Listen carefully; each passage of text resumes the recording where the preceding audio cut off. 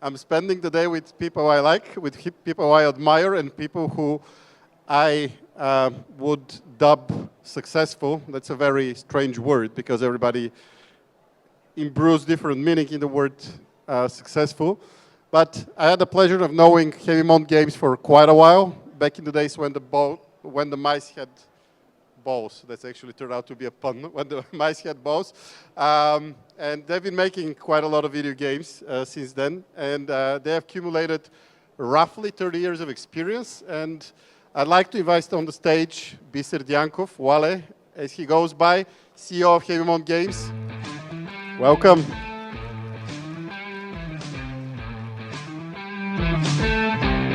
Thank you. Yeah, 30 years of experience, a few lessons in there. Again, you can ask your questions, but now we just give the stage to Bисер. Okay, how does this... Is it on? Is it on? No.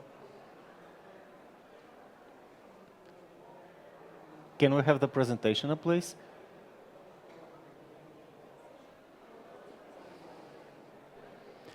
There you go. Okay. Hey guys, I'm Bисер from Haemimont Games. It's great to be here. Thanks to Marto and the guys from Creative Buzz for inviting us. I didn't have that many presentations before, so please bear with me. I'll be using a little bit of help. And what I want to talk about today is how we at Haemimont Games leverage our long-term experience. So if you want to do a great game right off into the sunset, probably we don't have that much to tell you right now. But if you want to make games professionally and for the long run, stick around, you might hear something useful.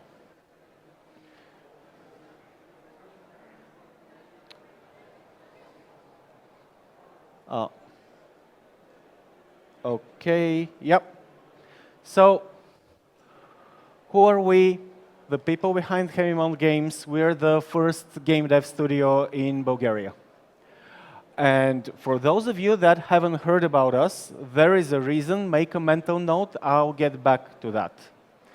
We're indie developer with over 55 people in our team. And we released Tsar back in 2001 and obviously worked on it beforehand. This was 23 years ago. Think about where you were 23 years ago. What we did afterwards, released more games, obviously. We have more than 15 games, expansions, DLCs, whatever.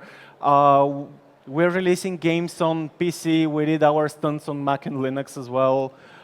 We have releases for Xbox, for PlayStation, for Nintendo Switch. We can also go to other platforms if there is the case. Our latest title is Jagged Alliance 3. We released that in 2023. And this was our first game that got 9 out of 10 on IGN. Back when I started with the company, I never imagined that I would be working on a 9 out of 10 game. And I'm extremely proud to have just a tiny little bit of contribution in that project, and extremely happy to work with the amazing people at the company that made this possible. 9 out of 10. So what do we do? Well, we do games, but there is more to that. Just some of our titles here, with their consistently high Metacritic scores and their consistently high Steam reviews. The key here is consistent. All of our past projects have been successful, meaning that they made back their investment and then turned some profit. And we have been delivering this for 20 plus years. Actually, one of the titles that was released in, I think, 2013 is not here. It's one of the lower scoring titles in terms of Steam reviews, but it was pivotal in learning what we needed to learn to make Jagged Alliance 9 out of 10 game 10 years later. So this is what I'm going to talk about. How do we learn something and then leverage it 10 years later? First of all, what do we believe in? We definitely do not believe that we should be making an instant hit. We've seen a lot of companies die trying to do that on their first or their second game. We think this is a miracle. There are so many variables in action, and you don't have control over a great deal of them. So betting that you will make an instant hit is a way to oblivion, I would say, in game development. Sometimes it happens, though. Hats off to the people that do it. That's really interesting for us. What do? We believe in constant learning as we're making games. And ultimately, we think that our next game should be both better than the previous, and this is extremely important, easier to make than the previous game. Ultimately, what we want to do is make constantly good games that are easier and easier to produce. Whoop. Okay, so how are we doing this? Obviously, learning something new with every new game. This is a strategic decision that we employ when choosing our next projects. We want to step on enough solid grounds on our accumulated experience in the past. But also with every project that we make, we want to climb a few steps higher. We want to take measured risks and go for something new and become better, or explore a better way to deal with the problem that we face across every project that we make. This means also avoiding mistakes, analyzing what worked, what did not work in the past projects, and double down on things that got really well. This may mean leveraging experience in things that you learn from partners. This may pertain to features or to approach to problems. Ultimately, we are constantly looking how to leverage experience that we already have for the next title, but also challenge ourselves in doing something new, like going on a new platform, or making the UI in a better way, or re-implementing a problem that we're really confident with how we solved it with the previous title. But how do we do this in reality? And how do we do this in the long term? And you keep hearing me saying long term for quite some time in this presentation. The thing is, the industry is constantly changing. From my personal experience, it now is changing more rapidly than it used to change back in 2010, for example. So the things that hold true in a past moment of time are not necessarily true right now or in the near future. Ultimately, we've all seen it. Genres that we used to play as kids have died away, have withered away. New genres have come around. Yes, there will be some players that want to continue having the past experience, but ultimately the gaming is moving, it's changing, it's evolving, and this actually renders a lot of the day-to-day experience that you had less and less relevant as you go on. And I was listening to the previous presentation. Thank you for that. That was amazing. And working 10 years on a game means that everything has changed so much from the start to finish that what can you actually bring forward for your next project? Well, one of our answers to this problem is to not make games for 10 years. We try to make games for as short amount of period of time as possible for the type of games that we specialize in. But beyond that, what we have done through the years, and here obviously I'm talking only about our own experience in dealing with these questions. They're complicated, a lot more more knowledgeable people have other answers to them. Here I'm sharing our own perspective. What we have done is we are constantly, consciously focusing on our key competences. So, for example, we know that we want to make games and become better at making games. We are not necessarily interested in publishing or becoming better at publishing or selling games. This is not our forte. We want to become better at what we already know. Then, strategic development of technology is something that enables us leveraging experience. Now, this is the thing. As people learn new things, they become better and better, and they do what they do faster and usually in a much more efficient way. But technology also allows us to utilize that on a new level. The technology accumulates a type of wisdom in how to deal with certain problems, which then the whole team can use. And this wisdom is either obvious or hidden, but it is there. And the curious thing here is that this is not the technology per se. This is not the lines of code, because they too at some point will become obsolete. You will have to update it to the point where no line of code will have persisted. But the accumulated principal knowledge on how to tackle a problem is what I have in mind with this point, strategic development of technology, and leveraging that wisdom that then the whole team can use. And what makes this possible in small teams like ours and smaller teams for sure? And the answer is the team. People that stay with the company for long periods of time are the only factor that enable those two earlier points.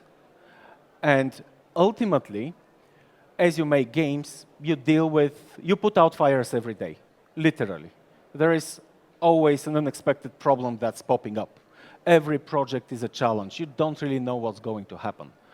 But from a long-term perspective, you succeed, release a game, then face new challenges, etc., you go on. Few things, if any, matter as much as the efforts that you put in developing your team in the long run. Ultimately, when done right, those efforts can have tremendous effects, because the games will change, the software will change, the growth of your team and the development of the people in the team is the thing that will stick and that will be crucial for your long-term perspectives. As I just said, this is based on both my personal experience and from what a lot more knowledgeable people have shared.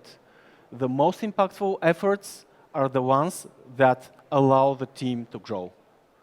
There is nothing in the day-to-day activities that can match that. And then, in a small team, everyone has a unique place. And the people that decide to stick long-term are crucial.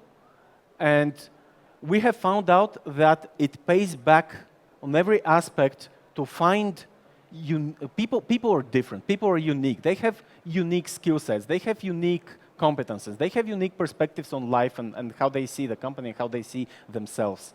And making the effort to accommodate that uniqueness is really what can keep the people long term, what can help them stay, what can help them grow into the company. Ultimately, people will come for the salary. They will come for the thrill of making games, even though 95% of the time they have absolutely no idea what making games means. But they will stay for the experience. They will stay if you can help them fit in into your team, and if you can help them feel good and see their growth there. What will happen is that people will form bonds. This will be fundamental for the company culture that will grow. And it's not something that you can actively manage. It's a result of so many factors and the personalities and the specific personalities of the specific people. And ultimately, it will become their company.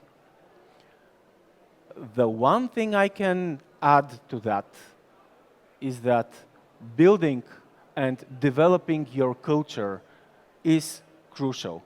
This is why people will stay. This is why they will stick to the bad times. There will be bad times. This is why when you succeed, there will be successes. They will truly share the emotion and the success with the rest of the team.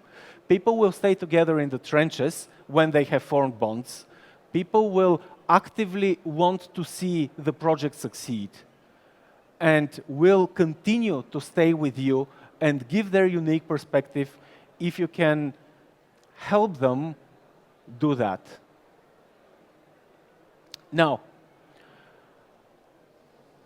what we have found out works for us is a list of boilerplate characteristics. Like, for example, we want people that are passionate about making games.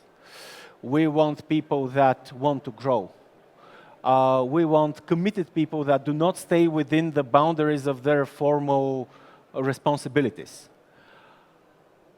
None of that is really actionable. You can Google it online.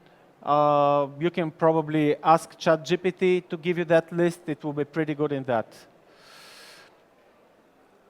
What we can share is how we address the non-trivial questions. How to attract people. This is tricky, and since we've been fortunate to have very quite low turnover in our team, this is probably the reason why you have not really heard about us, because there are not that many people leaving the company, and there are not that many people joining the company. At the same time, we think that this is better for keeping and protecting and developing the culture of the team long term.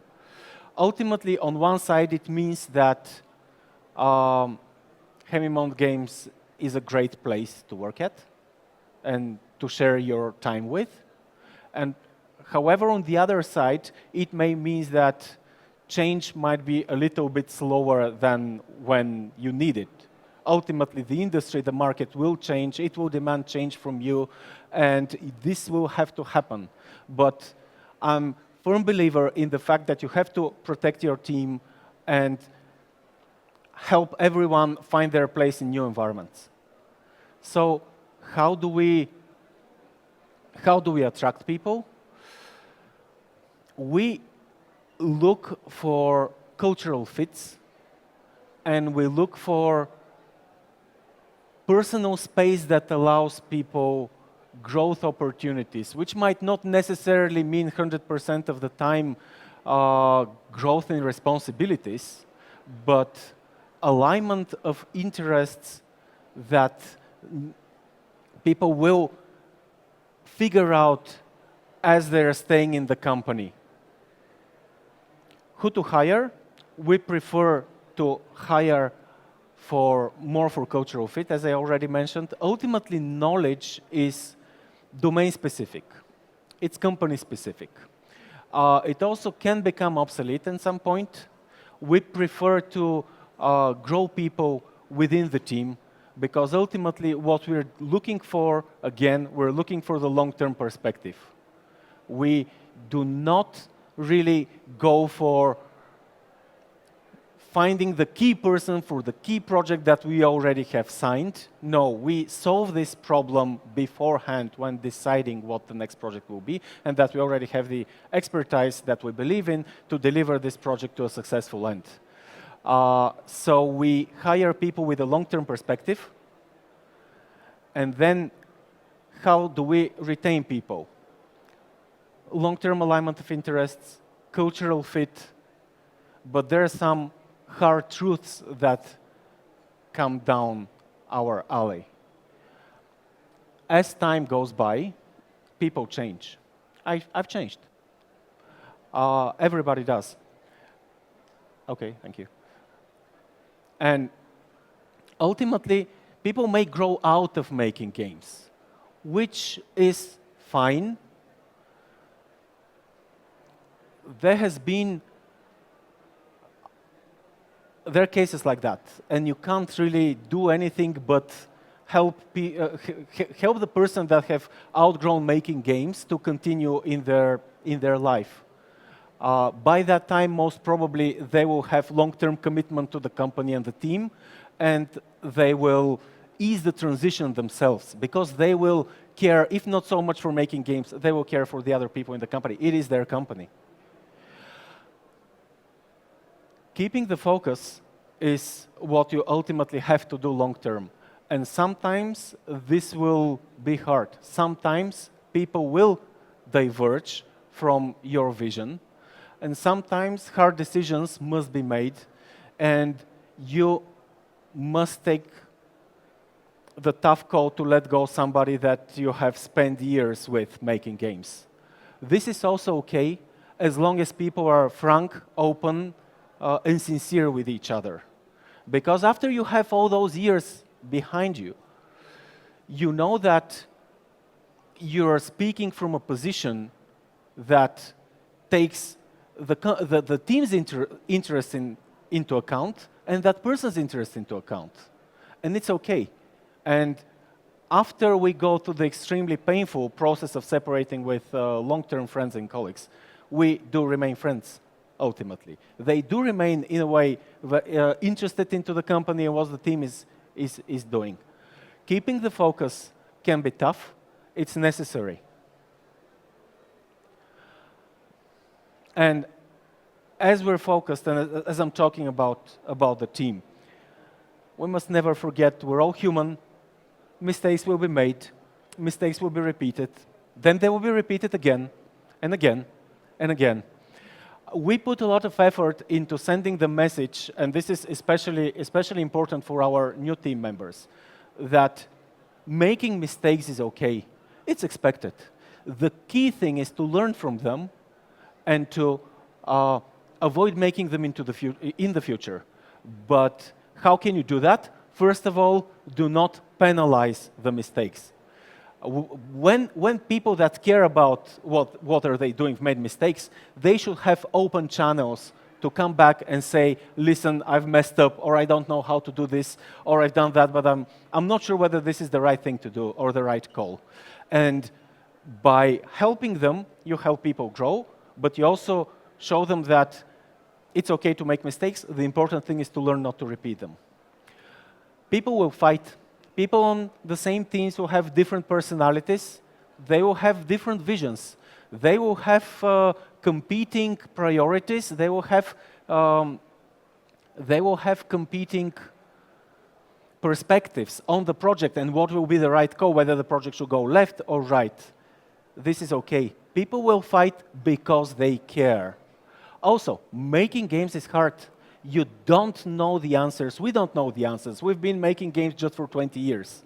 And there are many more types of games to be made out there. It takes time for the truth to emerge. There is no way that whatever decision you take, unless taken from very solid grounds, is really the correct one. So ultimately, I would say, be humble, be kind. Decisions must be made for the game to be released. Look at those interesting decisions in a long-term perspective. Revisit them 1 year later, 1 year after the game is released. So and try to get the whole picture.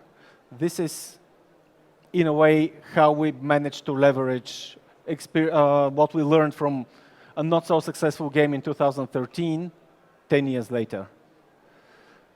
Ultimately, what matters for us is the experience that we have working together. At the end, no game or feature or port or hitting targets is that important. It is really the journey, not the destination, and when made right with the people that stay with us long term and are committed, this really becomes what drives the whole team and the culture of the company forward.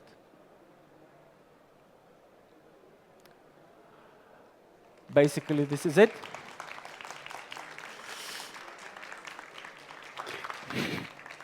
I want to say just one more thing. I want to say thank you to all the amazing people at Haemimont Games for the journey that I've had with them for the past 15 plus years. Wow.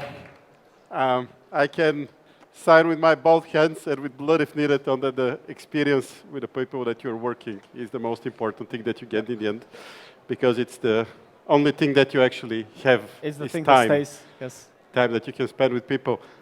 I'm super thankful for the presentation you did it.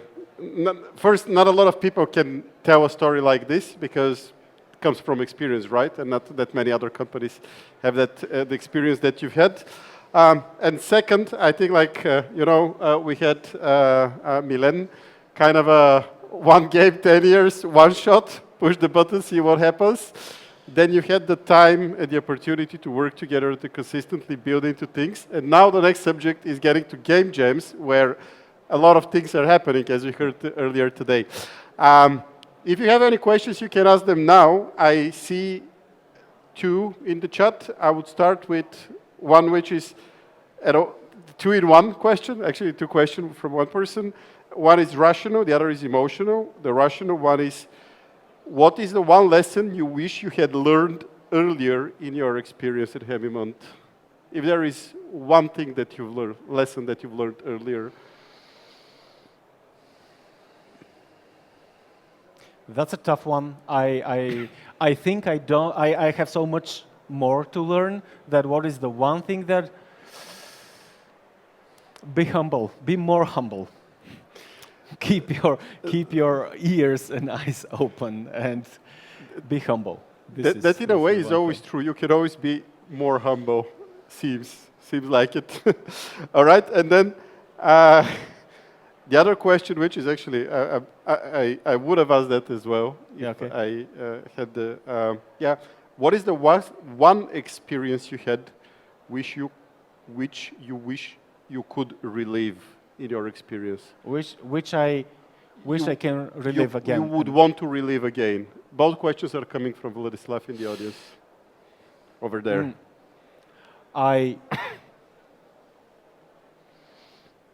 There has been this moment, and I'm talking about Surviving Mars. Surviving Mars is an amazing project that we did with Paradox Interactive. And it's special because the whole experience from the inside was really, really amazing and empowering, but also this is the one game that really aligned with the zeitgeist. Literally, a couple of months before release, Elon Musk at that moment was not the evil overlord of Twitter. He was about colonizing Mars. He released videos that literally looked like promo videos for our game. The whole world was thinking about colonizing Mars. That click between the zeitgeist and what you're doing, it's something that you don't have, you have no control over that. But this is just amazing. And I passed by some, because we have a Surviving Mars poster out there. I passed by just some random people on their way out, and they were like, "Wow, that's Surviving Mars! This game is so great." That alignment of all the planets and stars and galaxies, and the galaxies behind them in one line, this is amazing. I would relive that in a heartbeat. Just if you want to relive that, please don't make a post-apocalyptic game. That's my humble request. For the next one, don't make a post-apocalyptic one. Not yet. All right, your applauses, please, for Bисер. Thank you very much for being with us. And stick around.